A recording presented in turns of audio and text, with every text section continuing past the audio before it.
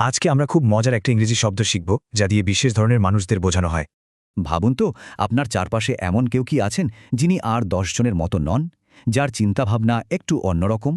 শব্দটা ঠিকমতো বুঝতে হলে চলুন এক বিশেষ চাচার গল্প শোনা যাক। এই চাচা কিন্তু খুব মজার। যেমন ধরুন, উনি সবসময় 2 রঙের মোজা পরেন, একটা লাল তো আরেকটা নীল। শুধু তাই না, উনি রোজ সকালে তার গাছের সাথেও কথা বলেন। উনি মনে করেন এতে গাছেরা ভালো থাকে। আর তার বাড়িটা পুরো রাস্তায় সবচেয়ে রঙিন, উজ্জ্বল হলুদ আর বেগুনি ডোরাকাটা, একদম আলাদা। তো এইরকম অদ্ভুত আর মজার চাচাকে বোঝানোর জন্যই ইংরেজি শব্দটা হলো ইসেন্ট্রিক, মানে একটু অন্যরকম। দেখুন, ইসেন্ট্রিক শব্দটা দুইভাবে ব্যবহার করা যায়। তার আচরণকে ইসেন্ট্রিক বলা যায়, আবার মানুষটাকেও ইসেন্ট্রিক বলা যায়। এক্সেন্ট্রিক হওয়া কিন্তু কোনো খারাপ কিছু না, বরং এটা বোঝায় যে মানুষটা একদমই আলাদা আর সৃষ্টিশীল। চলুন এবার কিছু বাক্যের ব্যবহার দেখে নিই, তাহলে বিষয়টা আরও পরিষ্কার হয়ে যাবে।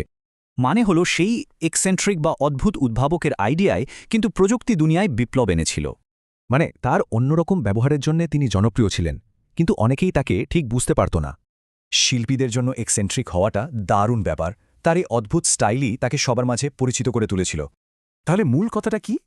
এক্সেন্ট্রিক মানুষেরাই কিন্তু পৃথিবীতে নতুন নতুন সব আইডিয়া নিয়ে আসে। এখন ভাবার বিষয় হলো কোন এক্সেন্ট্রিক বা অদ্ভুত আইডিয়া আমাদের এই পৃথিবীকে আরও সুন্দর করে তুলতে পারে।